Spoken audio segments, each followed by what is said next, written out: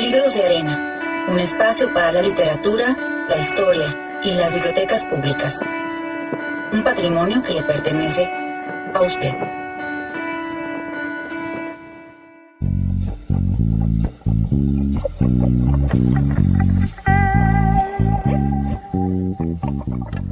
Hola, ¿qué tal? Le damos la bienvenida a uno de los programas en la radio mexicana diseñado para que tengamos presente a las bibliotecas públicas, porque usted lo sabe, son un patrimonio que le pertenece.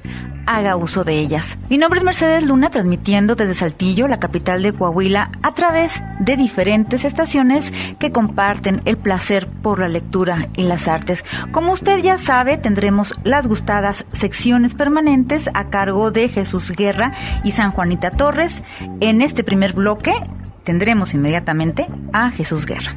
En la sección de invitados, a mediación del programa Libreando, le compartiré una charla que sostuvimos con el escritor chihuahuense Noel René Cisneros, ganador del Premio Nacional de Cuento Breve Julio Torri 2015, otorgado por el gobierno del estado de Coahuila a través de la Secretaría de Cultura, así que esté pendiente, como le comentaba, a mediación del programa para que escuche esta charla con el talentoso y joven Noel René Cisneros, escritor y también trabaja la poesía.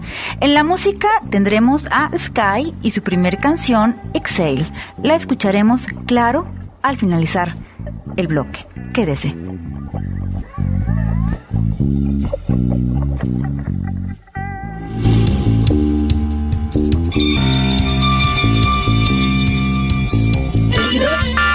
En 3D.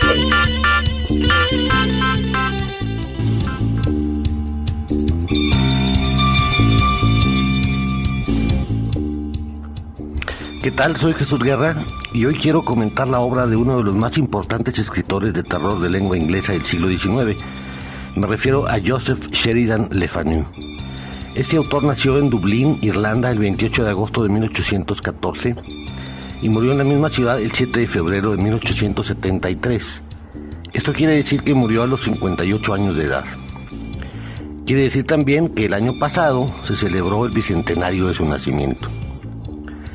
Joseph Sheridan Le Fanu nació en una familia de buena posición, que además era una familia de escritores, pues su abuela y uno de sus tíos fueron dramaturgos y una sobrina suya tiempo después fue novelista.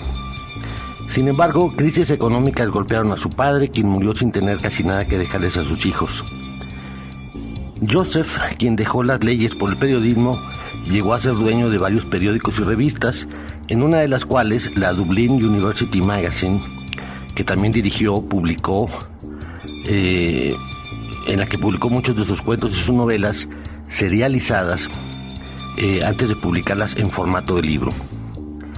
Joseph Sheridan Le Fanu, aunque escribió también novelas históricas, se especializó en las novelas y cuentos de terror, específicamente en las muy inglesas e irlandesas historias de fantasmas. En 1858 murió su esposa, la cual sufrió de problemas psicológicos desde varios años antes, y esto tuvo consecuencias en el carácter del periodista y escritor, quien se recluyó en su domicilio, alejándose del contacto con la sociedad. En este encierro escribió una buena parte de sus mejores obras de terror. Les voy a leer a continuación algunos de los títulos de obras suyas que pueden conseguirse en español. Entre sus novelas están La casa junto al cementerio, El tío Silas, que es una novela de 1864, El misterio de Wyvern, una novela de 1869, entre otras. De sus relatos se pueden conseguir muchos más. Están El sueño del bebedor, que es de 1838, El fantasma y el colocahuesos, de 1838, La prima asesinada, de 1838 también, Schalken, el pintor, de 1839, El huésped misterioso, de 1850, La mano fantasma, de 1861, El perverso capitán Watchwave, de Walling, de 1864, El fantasma de Madame Crowl, de 1870, La visión de Tom Chuff, de 1870, El gato blanco de Drumignol, de 1870, Carmila, de 1871, Deacon el Diablo, de 1872, La Posada del Dragón Volador, de 1872 también, que esta es una de las más conocidas, y El Pacto del Señor Dominic, también del 72. Esta lista, por supuesto, no es exhaustiva, es muy posible que sea factible conseguir más relatos de ese autor en nuestro idioma. Sin embargo, de todas estas obras, es Carmila la más conocida, catalogada por unos como cuento largo y por otros como novela corta.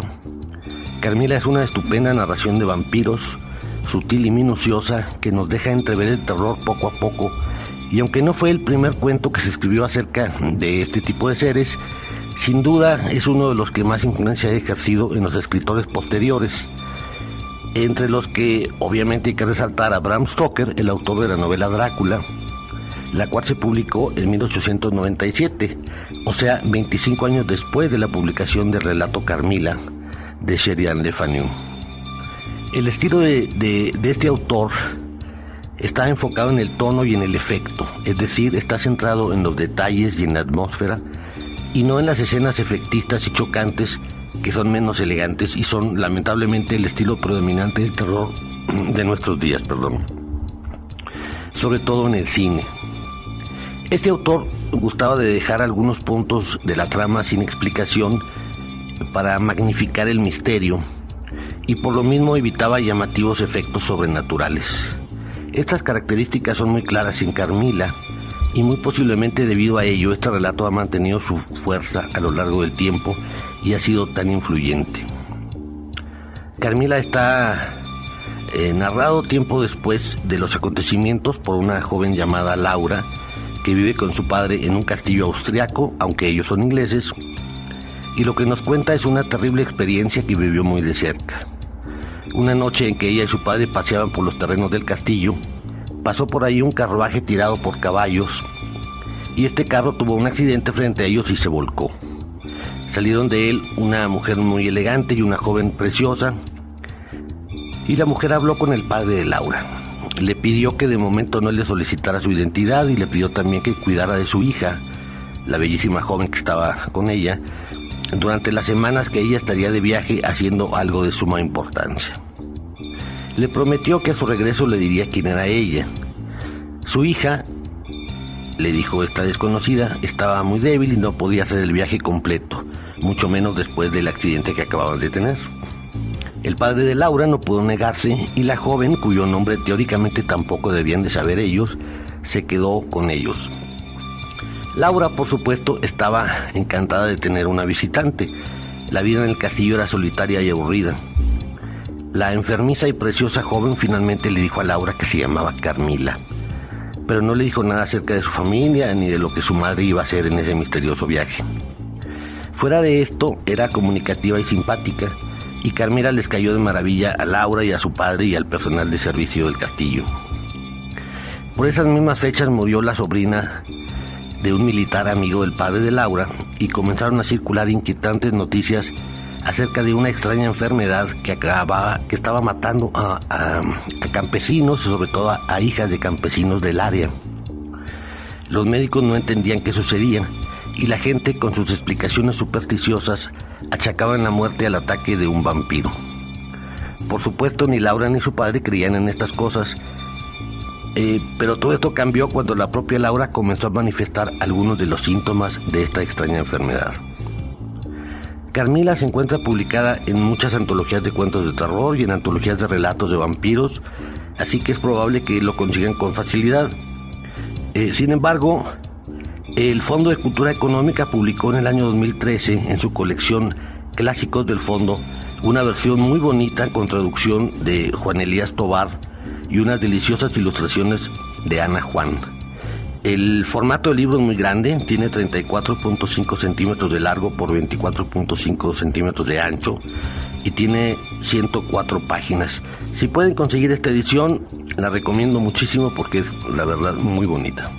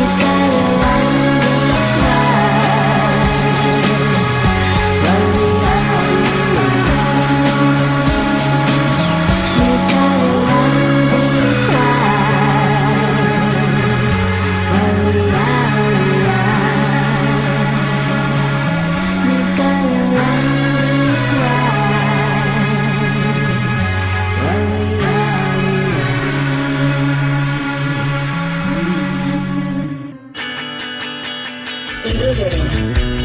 Permanezca en sintonía.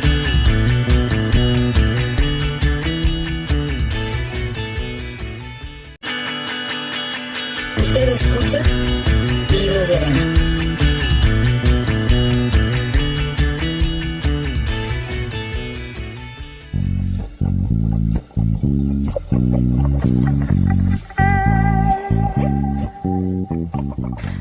Los rostros de los hombres me cansan, me agobian.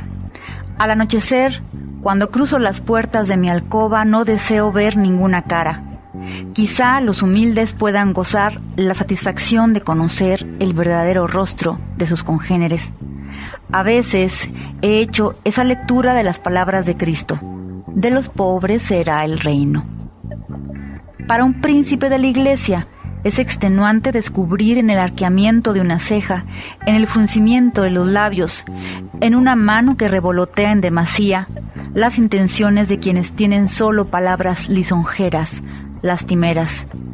Mi carrera se ha forjado precisamente descubriendo en el interior de los hombres sus aspiraciones, sus ambiciones y temores. Los secretos ajenos me han encumbrado. Pero, al volver a mi alcoba, solo espero, luego de horas de adivinar en las facciones lo que todos ocultan de todos, descanso. Le acabo de leer un fragmento del libro de cuentos del escritor chihuahuense Noel René Cisneros, titulado Gloria Mundi, la gloria de este mundo, ganador del Premio Nacional de Cuento Breve Julio Torri 2015. Esté pendiente porque a mediación del programa transmitiremos una entrevista con él. Al finalizar la siguiente sección, escuchará a Sky y su segunda canción, I Believe. Continúe en sintonía.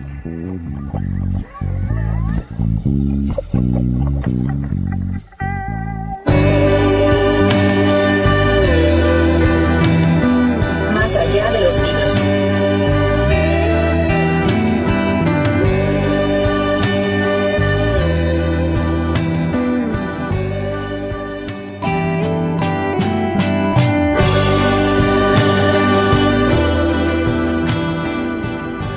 Muy buenas tardes tengan todos ustedes. Aquí, como siempre, con mucho gusto para compartir algunos datos con ustedes. Y precisamente el día de hoy quiero compartir con ustedes una de nuestras grandes tradiciones que tenemos en nuestro país. Y quiero hablar con ustedes de una fecha que acaba de pasar, el Día de Muertos, porque normalmente nosotros estamos acostumbrados, quizá con menos frecuencia acá en el norte, a montar altares de muertos. Y digo que quizá nosotros con menor frecuencia porque en el centro, en el sur de nuestro país, vemos que esta tradición es muy común. Nuestro pueblo llega a ese día con muchas expectativas para arreglar sus altares. Y bueno, estos altares tienen un gran significado porque el alma del difunto a quien se dedica el altar es bienvenida al recinto donde se monta, porque ahí están las gentes que lo admiraron, que lo respetaron, que lo quisieron, pero que él sigue vivo en cada una de las personas que se encuentran ahí para recibirlo, porque les voy a hablar de cada uno de los elementos que debe de tener un altar de muertos. Por ejemplo, a la entrada para recibirlo está un árbol que recuerda el ciclo de la vida terrenal que la persona le tocó vivir, sus años en este mundo que lo cobijó. En el marco de la entrada encontramos también un arco de ramas adornado con flores, como símbolo de alegría por su visita. Una vez traspuesto el umbral encontramos una cruz de cal que significa el final de la vida y la memoria del alma. En el centro de esa cruz se encuentra un trozo de cebolla que absorberá los malos humores. En cada extremo de la cruz se debe poner una veladora y será su luz quien comienza a iluminar la trayectoria del ánima hacia el más allá. Del otro lado se debe poner una cruz de flores cuyas puntas recordarán al difunto los 4 puntos cardinales que hay que pasar. Se inicia el camino con una vereda formada por pétalos, el camino de las rosas, pero no todo es fácil en su recorrido. se encuentra con algunos obstáculos. Por ejemplo, hay que cruzar el río de las 7 brazas, que es agua ardiendo, agua y fuego. Pero ahí está el amigo fiel del hombre, el perro, a quien esta vez habrá que remunerar con 7 monedas de cobre para que lo ayude a cruzar. El alma del difunto a su paso se encontrará con seguridad con otros espíritus que quieren desviarlo de su camino. Pero ahí está la vara de rosal con la que los ahuyentará y el bastón que le servirá de apoyo en los momentos de fatiga. Normalmente los altares tienen 7 niveles que el alma del muerto tiene que ascender para llegar a la cúspide. 7 son los pecados capitales que el cristianismo nos marca. Una vez más vemos el sincretismo entre el paganismo de nuestros antiguos mexicanos y la religión que nos heredaron los españoles. Una vez sorteados todos estos peligros, el alma que viene desnuda encuentra un cambio completo, pantalón, camisa o vestido, etcétera, ¿no? Con los que se vestirá. En todos los niveles del altar hay velas que con su luz iluminan el lugar que el ánima visita. La forma de las velas personifica el camino recto a seguir, igual al que seguramente siguió en vida, y su flama recuerda la fragilidad humana. También hay flores para adornar y sin faltar las figuras de papel picado. En el primer nivel están las cadenas, que es el enlace entre la vida y la muerte. Habrá que subir, pero con el alma purificada, y para ello está la sal, que le ayudará dándole energías para que llegue al lugar deseado y evite la corrupción de la carne del alma. En el segundo nivel encontrará un vaso con agua que le ayudará a mitigar la sed en su largo caminar y que además es símbolo de limpieza y salud. En el tercero está el café, el tequila para entrar en calor, el pan de muerto, las ricas frutas, que representan la esperanza del difunto para llegar al paraíso donde no falta nada. En el cuarto nivel está esperando la comida. Puede ser mole, sopa de arroz, tamales, salsa hecha en el molcajete, frijoles, etc. El muerto probará de todo, se llevará su esencia para que lo alimente en el más allá. El quinto nivel representa lo emocional. Allí está un espejo que el alma lo utilizará para reconocerse, una mariposa como representante de la resurrección, una paloma como símbolo del bien y su opuesto, por supuesto, la lagartija, para que tenga presente que también existe el mal.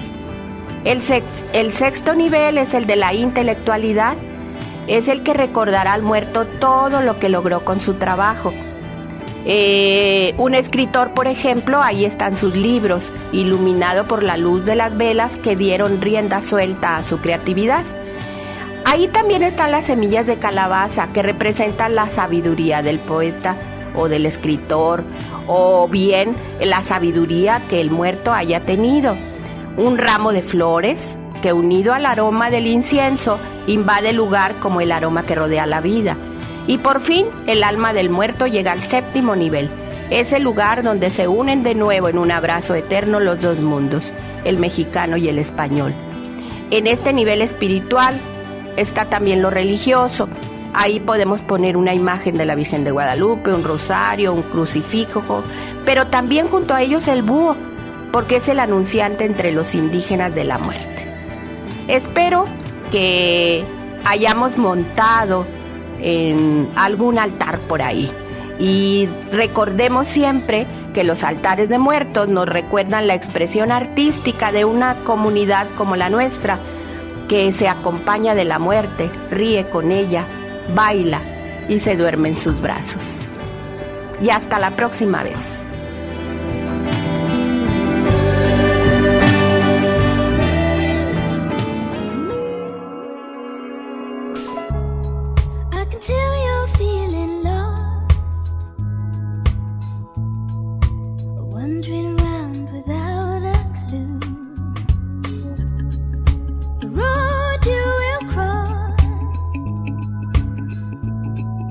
Take my hand, I'll lead you.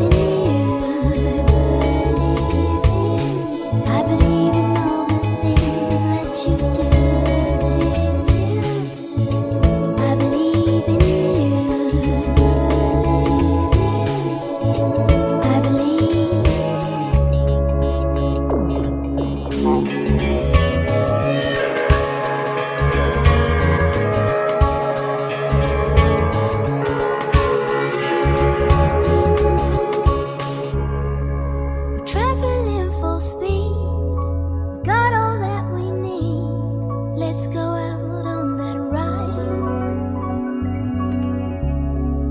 It's time for you and me, and all that we can be.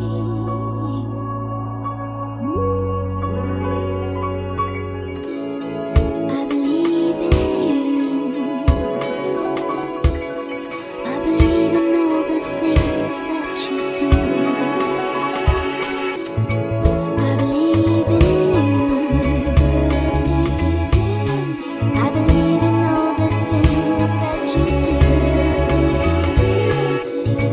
I can tell you're feeling love. I believe in you. I believe in you. Yes, I do. I believe in you.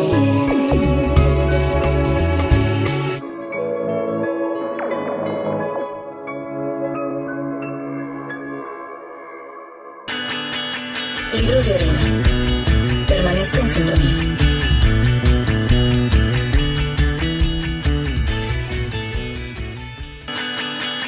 Usted escucha Libros de arena.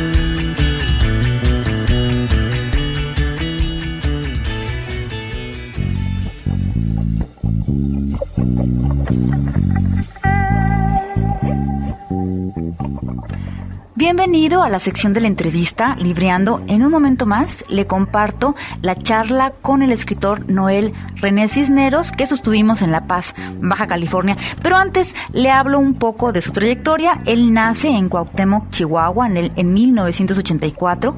Estudió Historia en la Universidad Autónoma de Chihuahua. Ha sido becario de la Fundación para las Letras Mexicanas 2014-2015 y del FONCA Jóvenes Creadores 2010-2011. De 2013 a 2014 fue colaborador del Programa Institucional de Atención a las Lenguas y Literaturas Indígenas del Estado de Chihuahua. Recientemente, Cisneros ganó el Premio Nacional de Cuento Breve Julio Torri 2015, otorgado por el gobierno del Estado de Coahuila, del cual nos hablará el día de hoy. Al finalizar la primera parte de la entrevista, escuchará la canción Call Me de Sky. Permanezca con nosotros.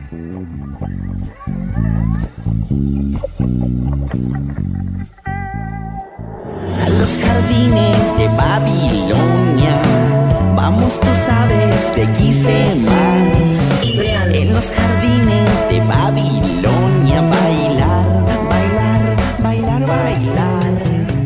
En los jardines de Babilonia.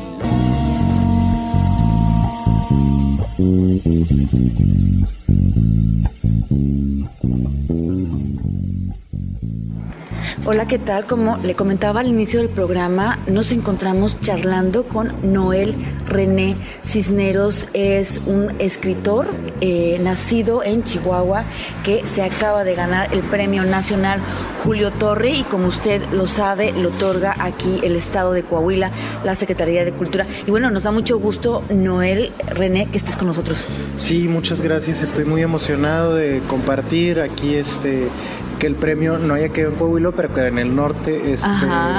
Y pues estoy muy contento aquí con la gente de Coahuila y pues me siento muy congratulado porque es un trabajo con el que le dediqué mucho tiempo, mucho esfuerzo y pues me satisface que haya sido ese esfuerzo recompensado de esta forma. Muy bien, me comentabas que esta investigación inició hace 7 años. Sí, fue de manera muy intuitiva. Los 2 primeros textos que vienen en el libro y que fueron la semilla del libro, los escribí prácticamente de una vez, una tarde, hace 7 años aproximadamente, porque fue en otoño. Ajá.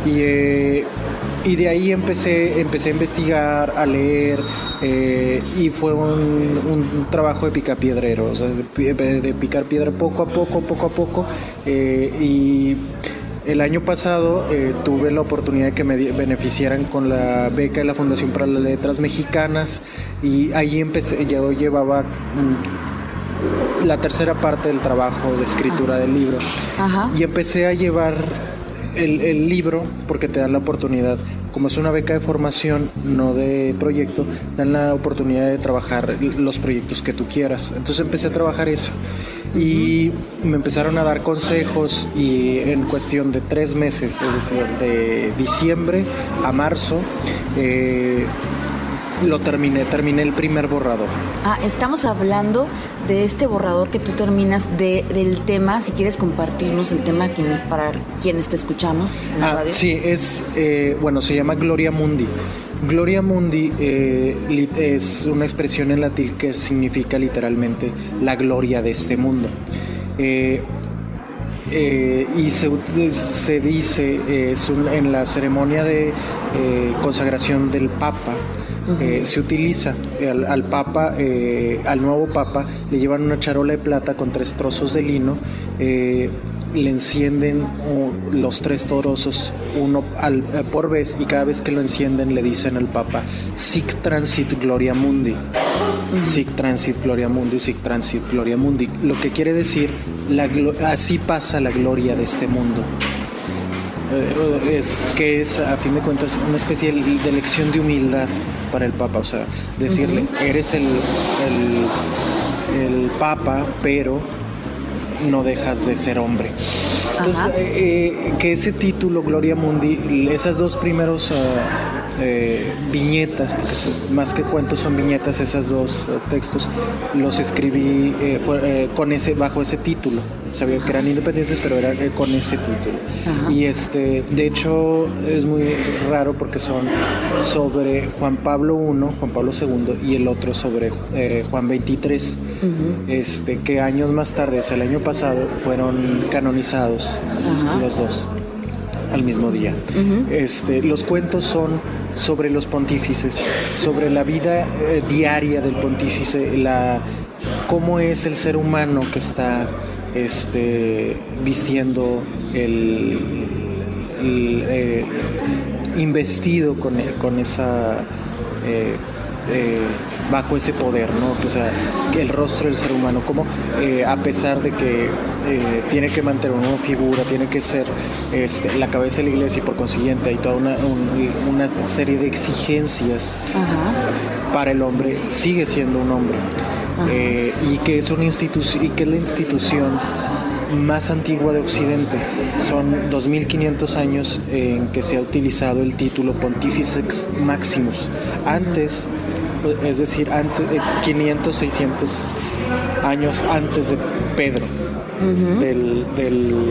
la figura a la que se le da el nombre de Pedro, considerado el primer papa cristiano. Entonces, la serie de cuentos, lo que hago es como hacer una exploración de esta continuidad del Imperio Romano a través de la institución de la Iglesia y de su cabeza, de la Iglesia Católica, que es el Papa. Entonces, son cuentos... ¿Están divididos en qué secciones? Son 41 piezas narrativas. Algunos son cuentos propiamente dichos y otros son viñetas, prosas poéticas, pero que todos se engloban en este concepto de cuento breve, muy cercano a lo que hizo en su día Julio Torri, ¿no? Y el trabajo está dividido en 5 partes. Vita contemplativa, que significa vida contemplativa, y que se refiere, y esa parte está dedicada a la carrera eclesiástica, o sea, cómo los que están en la iglesia van haciendo su carrera para llegar ahí. La segunda parte se llama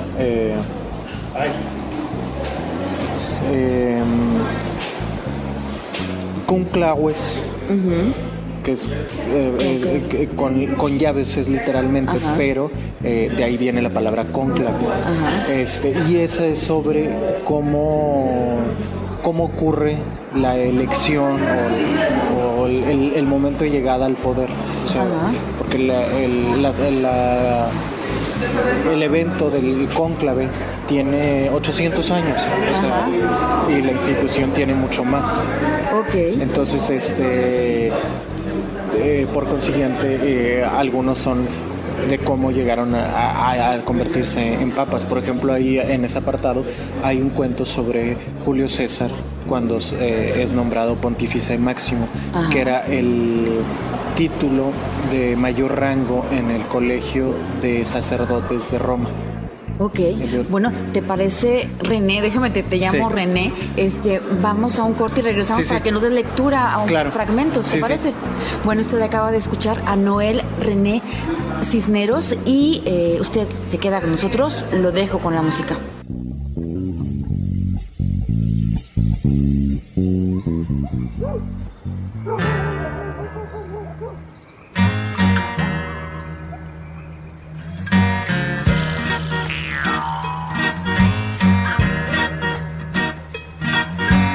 Color me your color, baby. Color me your color.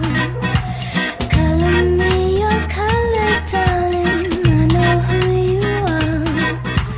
Come up off your color chart. I know where you're coming from. Call me, Lord. Call me anytime. Call me, my love. You can call me any day or night. Call me.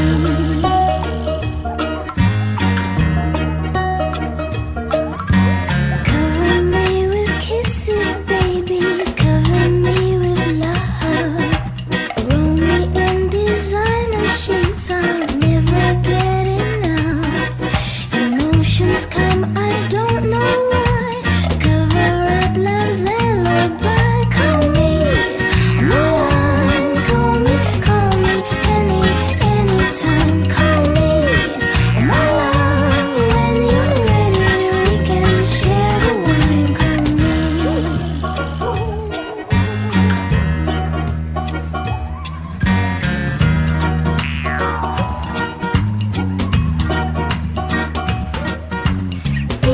Ooh, it speaks the languages of love.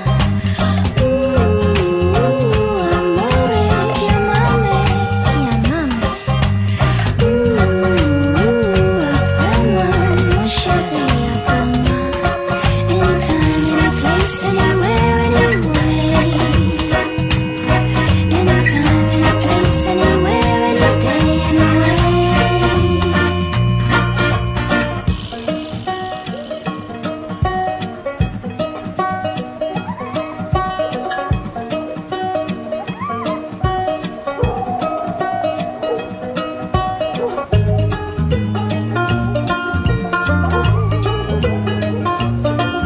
Call me, my love. Call me anytime. Call me for a ride. Call me for some overtime. Call me. Come on, give me a call.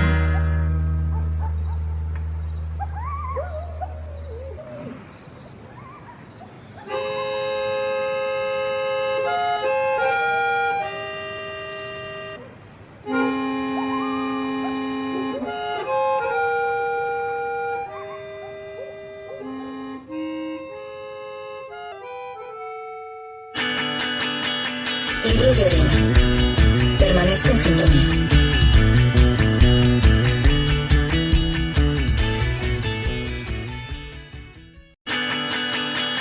Usted escucha Libros de arena.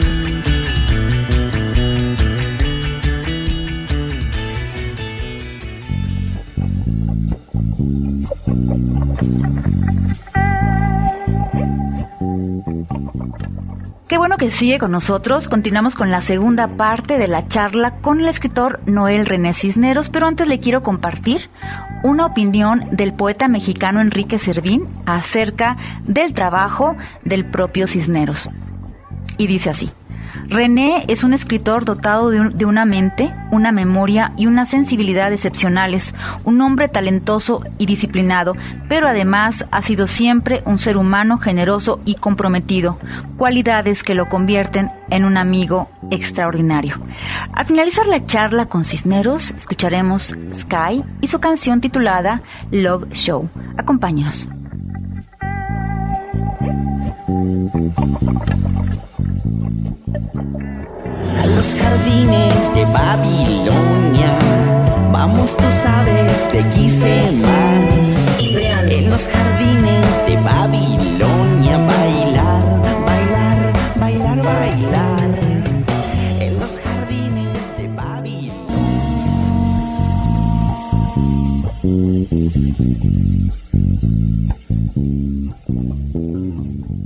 Bueno, estamos de regreso con Noel René Cisneros, quien se acaba de ganar el Premio Nacional de Cuento Julio Torri, que otorga en nuestro estado, Coahuila, y usted escuchó anteriormente la descripción del proyecto, cómo inició hace 7 años, y también pues sería interesante, ¿qué te parece, René, si nos lees un fragmentos que bueno, ya tuvimos la oportunidad de leerlos y tiene una musicalidad muy, bueno, que lo escuche el público, ¿te parece?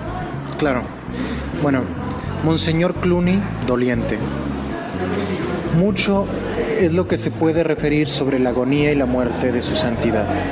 La expectación de los purpurados, sus acuerdos, la tristeza de la feligresía, el mundo en vilo porque uno de sus líderes ha perecido. Sin embargo, todo eso se repite ad nauseam, antes y durante la sede vacante. Hay incluso quienes han escrito crónicas de estos días sin haber puesto jamás un pie en Roma. Pero alguien que estuvo presente cuando se declaró el Mortus es, que ha presenciado todos los rituales de la sede vacantía, no una sino 3 veces, son 2 imágenes las que guardo y las que quiero transmitir. Que otros hablen de las conspiraciones. Tenía 36 años. Luego de servir a un obispo y a un arzobispo, llegué a la urbe de mis deseos, Roma. Era ayuda de cámara del cardenal Camarlengo. Nadie ignora lo arduo, la minucia y el trabajo de hormiga que implica la carrera eclesiástica. Fue mucho lo que consumí en esos mis primeros años en el Vaticano. Mis labores ahí llevaban unos meses cuando la enfermedad postró a su santidad. El camarlengo, por su posición, asumió muchas de las tareas del enfermo. No deja de haber, me confesó, algo cuestionable y terrible en usurpar las labores de un agónico.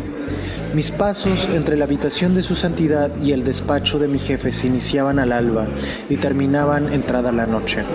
Mis preocupaciones eran tantas que solo conservo de esos días el recuerdo del cansancio, el deseo de dormir, porque las horas arrebatadas a la noche no eran suficientes. Estuve el día final junto a mi Señor, al lado del lecho pontificio. De ese día, la imagen que me interesa es la de un solo hombre, que, como nosotros, aguardó en ese cuarto y para quien esa muerte fue más dolorosa que para ninguno, Monseñor Cluny, el secretario particular francés de su santidad, el hombre de la sonrisa perpetua, una sonrisa sincera, cosa rara en Roma. Era apenas entrado en los 40, aunque ya completamente cano, lo que, por otro lado, solo aumentaba el atractivo de su rostro. Era evidente que tenía varias noches en vilo. Las ojeras solo le otorgaban dignidad al rostro. Sentado a la cabecera de su santidad, esperó por cualquier mejoría y vigiló que todo deseo del moribundo se cumpliera. En Roma la muerte de su santidad era algo que se esperaba. Monseñor Cluny era, por supuesto, la excepción. Él lo quería vivo y rezó, estoy seguro, por un milagro. Atento al lado del lecho, con un trozo de lino, le humedecía los labios al Santo Padre, pues ya le era imposible tragar nada. Las horas de aquella última mañana se dilataron en centurias. Creímos repetido el prodigio que otorgó a la victoria a Josué, el sol suspendido. Cada tos, cada ahogo del moribundo era una negación de aquello que deseábamos, que su santidad dejara de sufrir. A las 10:30 creímos que todo estaba hecho. Él dejó de respirar. Mi jefe iba a realizar los rituales que conlleva la muerte del pontífice. Le ofrecí el espejo de plata y antes de que él llegase al lecho, su santidad tomó aire de forma desesperada. Extendió su brazo a la mano de Monseñor Cluny como un niño que aprende a caminar. Creí que ya había muerto, dijo su santidad, los ojos colmados de lágrimas, a su secretario particular. Apretó con su mano vieja y fría la mano del francés. Pasado el mediodía, el Santo Padre entregó el espíritu. En vano aguardamos un nuevo aspaviento de aquel cuerpo. Monseñor Cluny no lloró, pasó su mano derecha por el rostro de su santidad. La izquierda seguía sosteniendo la mano muerta. Dubitativo, al igual que el resto, ofrecía el espejo de plata al camarlengo, que no se atrevía a revisar si la respiración se había ido definitivamente. Bueno, eso es un fragmento de lo que te hizo acreedor al Premio Nacional Julio Torri. Y pues me da mucho gusto charlar contigo. No sé si quieras cerrar, sabes que el tiempo en la radio se va lo rapidísimo. Entiendo perfectamente. Pues bueno, quiero agradecer a los coahuilenses y y pues bueno, o sea, me siento muy satisfecho por este premio y me gustaría que leyeran el libro. Pues ya debe estar pronto en las librerías y pues bueno, es todo. Muchas gracias. Bueno, pues felicidades a ti, felicidades también a tu estado, porque pues han de estar contentos y ya comentando este asunto. Sí, claro que sí. Muchísimas gracias. Mucho gusto, René, y estamos platicando próximamente. Esperemos que no sea la última vez. Claro que sí, y pues el gusto es mío. Muchísimas gracias, Mercedes. Bueno, usted acaba de escuchar a René Cisneros, acreedor al Premio Nacional de Cuento Julio Torri. Quédese con nosotros, lo dejo con la música.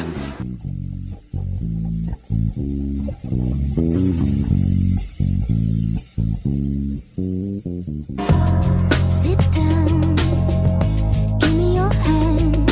I'm gonna tell you the future.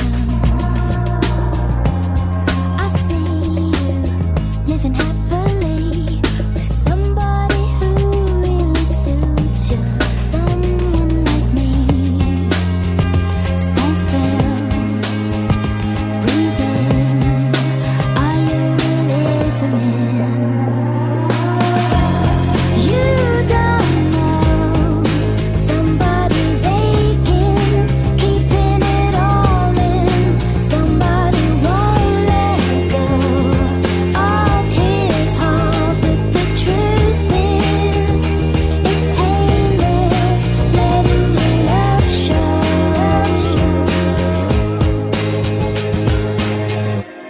Break down.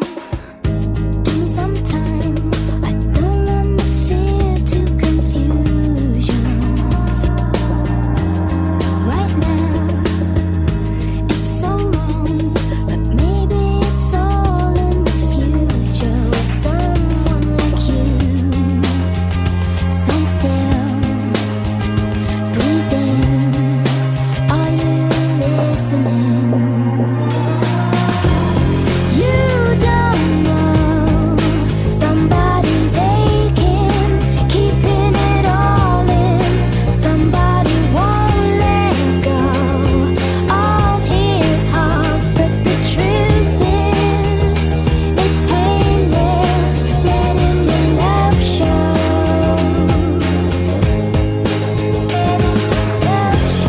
Maybe truth, maybe lies, made me want you.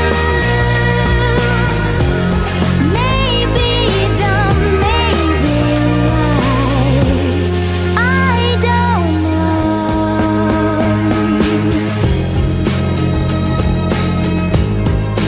Somebody's aching, keeping it all in. Somebody won't let go of his heart, but the truth is, it's painless letting your love show. You don't know somebody's hurting, holding it all in. Somebody can't let go of his heart, but the truth is, it's painless letting your love show. Letting your love show.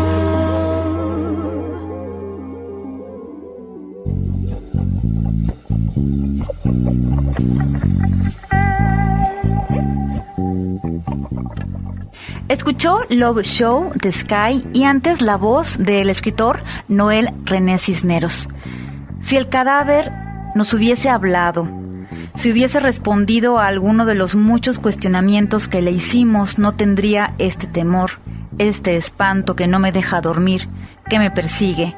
Cada vez que cierro los ojos, ahí está ese rostro con su grito mudo y perpetuo, esa piel como pergamino ese color amarillento y el olor, por Dios, ese hedor. Y la mano mutilada, la mano muñón con 2 dedos.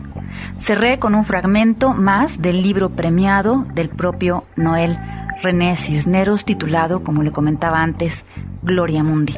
Esta fue la hora para sus libros de arena. Dirección y producción, Mercedes Luna. Producción técnica, Jorge Torres. Colaboradores permanentes, Jesús Guerra y San Juanita Torres. Música de fondo, Paseo de Ovejas. Este es un programa de la Coordinación General de Bibliotecas, Publicaciones y Librerías, dedicado a su literatura. Los invitamos a que escuchen nuestra siguiente emisión. Los acompañó en la voz Mercedes Luna. Les recuerdo, el que lee, encuentra. Por ahí, cerca de usted, hay alguien que acaba de leer un libro. Búsquelo, búsquela, pregúntele qué ha leído. Hasta pronto.